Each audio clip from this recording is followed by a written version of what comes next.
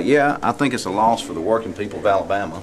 I think it's tough on the middle class, and you know, but we're not down. We're going to come back, and we're going to do everything we can to stand up for the rights of the working class and the single parents and the middle class of Alabama. Okay. And at the press conference today, it seemed like Democrats came out swinging. Well, we're not, like I said before, when we need to be recognized, we're going to be heard. There's times we're going to work together in a bipartisan effort because we realize the people of Alabama have spoken, and we're going to do whatever we can do that. But there's some things that we're going to continue to fight for because it's the right thing to do for the people of Alabama.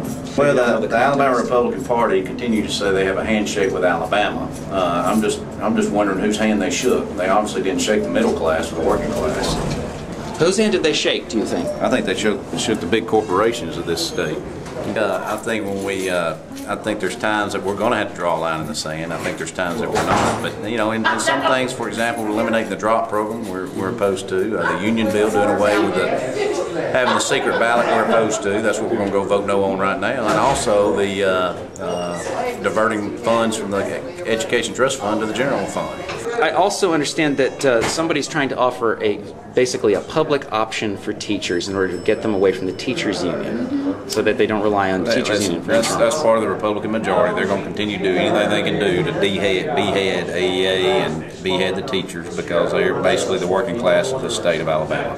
You either have the poor or the rich right now in Alabama. We're hoping to continue to create the poor and educate them to get them to the middle class. And that has to be done by education. Answer the question. I told you what it was for and what it would do, and obviously that's not enough. Representative Jackson. Who told you to sponsor this bill? I know you didn't come up with this. You didn't come up with this. Who? You didn't think this up. It's a great bill. It's a great bill. I'm proud to sponsor it. Somebody gave him them pieces of legislation, told him to sponsor it, and then even explained to him why. Come on, people voting their conscience. We've been voting our country since we were allowed to vote in 1965, when we got the Voters' Rights Act. We've been voting our conscience. But your explanation is not true. I ain't got nothing else to say. Well, I'm going to say this. I want vote no to be our on this bill. Vote N-O, no. Do you know of any other instance where we have, as a legislature, have required non-governmental agencies to vote in any manner by secret ballot? Well, I'll answer that question for you if you'd like. There are none. Now, would you be willing to accept an amendment to this bill that we allow the deacons in the First Baptist Church in Tuscumbia to be elected by secret ballot? No, sir, but they probably are, but no, sir. Okay, but it's not important in our religious institutions that we don't get pressure from the preacher or the people, the richest contributors. There is a separation of church and state. Huh? There is a separation of church and state here. Are you a believer in the separation of church and state? I also know that, I mean, even in our church, my church, okay, well, let's we do a secret ballot. Okay. I think that's pretty important. Okay, well, what I'm getting at now, let me ask you this: does this bill have any appropriation in it to defend any challenge that would be made to this bill if it passes? No. Are you concerned about that? No, sir. I think, again, this is a very simple, straightforward, common sense bill that everybody thinks they have a right to secret ballot everywhere that they vote. Do you really think this bill that are you familiar with an organization called the National Labor Relations Board? Yes, sir. And normally they have, if there's something wrong or a complaint either by a union or by management, they make a complaint to that board, don't they? Is that a state or a federal board? Well, let me answer that for you. That's a federal board, yes, sir. You're right. That's right. So we're passing a law intruding on the federal government. No, we're trying to pass a law that ensures everyone has the right to vote their country secretly. And usually what we don't, are we trying to get even with the federal government intruding on state government? We don't like that. So you're saying this bill is not that important to you? That's what you're saying. No, I'm saying this is what you're implying. that this bill is not important enough to you to make sure that someone won't come back and revoke it in future years? Ma'am, I'm worried about this one simple bill. Well, let me ask you this. Do you think, wait, do you think it's fair? Do you think it's fair that we can pass a constitutional amendment in this state and it comes back and is being revoked by someone? I like this bill, ma'am. I swear I do. You didn't ask my question, though. I asked you a question. I'm not changing my mind on this bill, ma'am. I'm not allowing any amendments. I'm not asking you to change your mind. I'm asking you to answer my question. Do you think that somebody should, if it's all right for somebody to come back and revoke your constitutional amendment? I'm going to stand right where I'm at, ma'am. Thank you. Now, you know, I love you dearly. You're one of my new Republican friends, and you know that. And we talk a lot. And when you want me to know something, you tell me. So go on and tell me this. Do you think it's right? I sponsored this bill because I thought it was a great bill, and I thought everybody would have a right to apply to secret ballot. That's not what I'm saying. And that's the whole focus on this thing. If somebody comes and revokes your constitutional amendment after it's passed, do you think it's right? Just that simple. Is it right?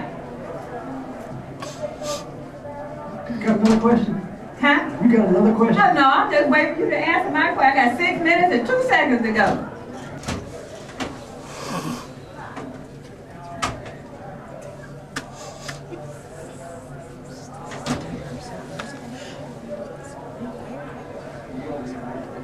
Now, what did he tell you to tell me? Tell me. What did he tell you to tell me? You just pat him on the back and said, hang in there, Kurt. It's hanging in there. Well, that's good. I'm glad to know that. Thank you for the recognition, Mr. Speaker, with both of the gentlemen there yield. With the gentleman from Jefferson and the sponsor yield, since I have to deal with both of them. Would the gentleman from Jefferson come back, please, to the mic? Because I'd rather not have to ask a question and then have you answer and him answer, and we can do all this at one time. What is the effective, when will this bill be on the ballot?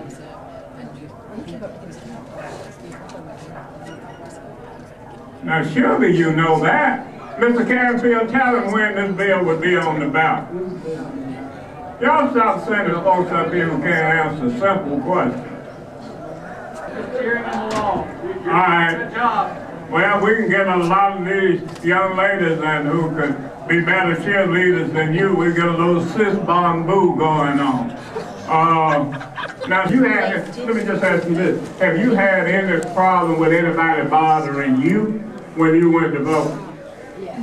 To keep you from voting your conscience and secret? No, sir, I haven't. And the purpose of this bill is to make sure that nobody does.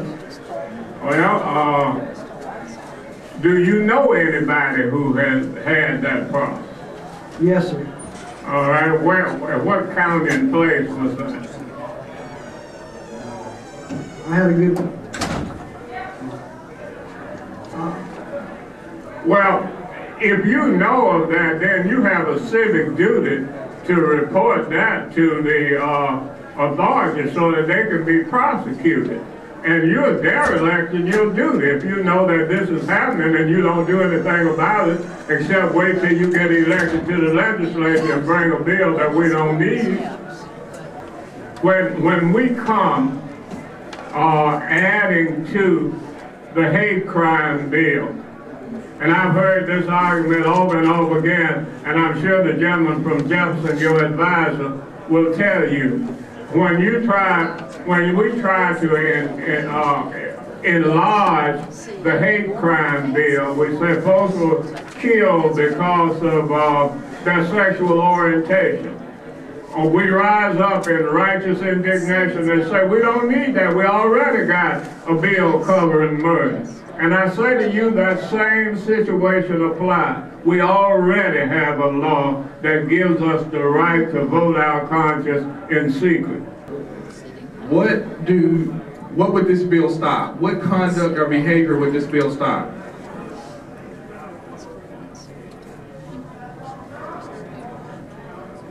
I'll ask it again. What conduct or behavior would this bill stop? And not the general answer that it would stop people from coercion. Like, what's going on? What do we identify as a problem? This bill does not have a conduct provision. Okay, it simply extends the same rights to the employee as to anybody else going to vote in a general election. Are you just not going to answer my question?